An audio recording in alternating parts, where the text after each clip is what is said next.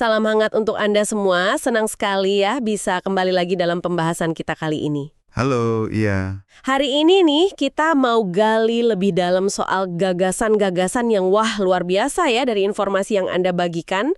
Soal luasnya alam semesta, misterinya, dan pencarian kita nih. Ada nggak sih kehidupan lain di luar sana? Betul sekali. Kita bakal lihat skala kosmik yang besar banget. Terus sentuh sedikit teka-teki energi gelap. Sampai nanti fokus ke misi spesifik, ke Europa, bulannya Jupiter itu. Oke. Intinya sih, kita coba sajikan saripatinya buat Anda. Mari kita mulai dari skala dulu ya. Ini jujur bikin pusing bayanginnya. Alam semesta kita usianya sekitar 13,8 miliar tahun. Udah tua banget ya. Dan terus mengembang. Katanya, dan ada lebih dari, ini bener nggak sih, 2 triliun galaksi yang bisa diamati. Iya, sejauh pengamatan kita segitu. Itu banyak banget. Kita ini kayaknya bener-bener cuma setitik debu ya kalau gitu. Nah, yang menarik juga, kalau Anda lihat bintang malam-malam nih, itu Anda sebenarnya lagi lihat masa lalu loh. Oh iya, karena cahayanya butuh waktu ya. Betul, cahaya bintang yang jauh itu bisa miliaran tahun baru nyampe ke kita. Nah, ini juga nyambung ke misteri besarnya. Sekitar 95% alam semesta ini isinya itu materi gelap dan energi gelap. 95%. Yang kita nggak bisa lihat. Nggak bisa. Kita cuma tahu ada karena efek gravitasinya ke galaksi, sama gimana dia bikin alam semesta ini ngembangnya makin cepat.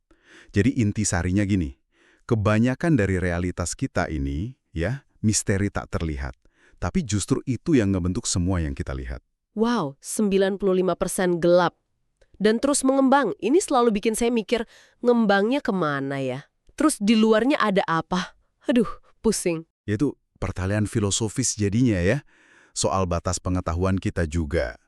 Gelapnya kosmos ini, meskipun bintangnya triliunan, ngingetin kita kalau, selalu ada lebih banyak hal di luar sana daripada yang bisa kita tangkap.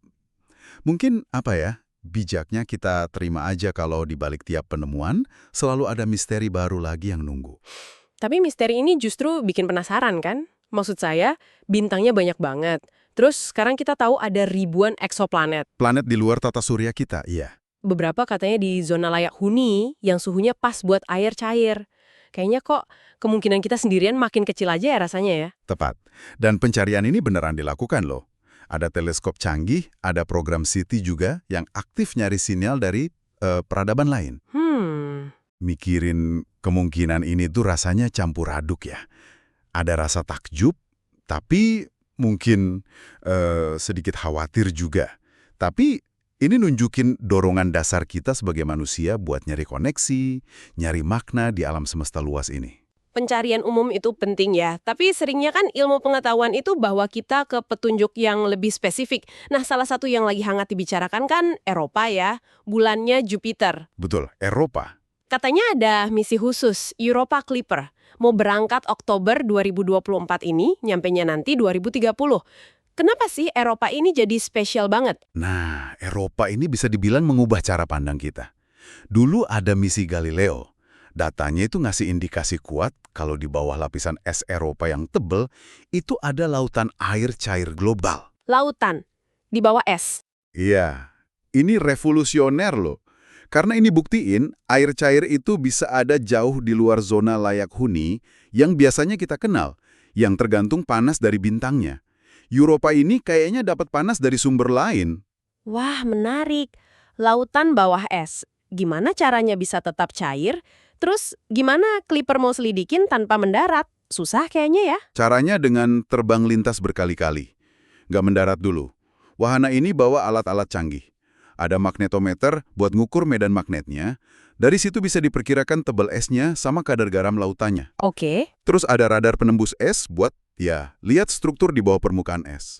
Sama kamera pastinya, buat foto-foto permukaannya. Informasi yang Anda kumpulkan juga nyebutin soal potensi kimiawi yang menarik nih. Radiasi Jupiter kan kuat banget tuh. Katanya bisa mecah air di permukaan jadi oksigen sama hidrogen. Oksigennya ini bisa nyampe ke lautan nggak ya? Itu salah satu hipotesisnya. Ada kemungkinan oksigennya bisa tercampur ke lautan di bawah. Ditambah lagi, gaya pasang surut dari Jupiter itu kan kuat banget. Dia kayak meremas Eropa terus-terusan. Oh, jadi panas dari dalam ya? Betul, menghasilkan panas internal. Nah, panas ini bisa jadi memungkinkan adanya, apa ya namanya, ventilasi hidrotermal. Kayak sumber air panas di dasar laut bumi gitu. Yang di bumi kan jadi tempat hidup banyak makhluk aneh itu ya? Persis. Di bumi, ventilasi hidrotermal ini jadi sumber energi dan nutrisi buat ekosistem tanpa butuh matahari. Jadi potensi di Eropa itu ada. Oke, jadi karena belum bisa ngebor esnya nih, fokusnya cari biosignature ya, jejak kimia kehidupan gitu, di material yang mungkin muncrat ke permukaan atau di atmosfernya yang tipis. Tepat sekali. Instrumen kuncinya nanti itu spektrometer massa, namanya MASSPEX. Bayangin aja kayak hidung atau alat pencicip super sensitif gitu di luar angkasa. Hidung luar angkasa, oke. Dia bakal nyium atau ngicipin partikel gas sama debu di sekitar Eropa. Molekulnya diionisasi, terus ditimbang masanya buat tahu itu molekul apa.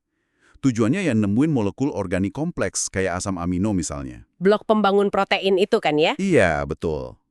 Kalau ketemu itu, bisa jadi petunjuk kuat ada proses biologis di bawah sana.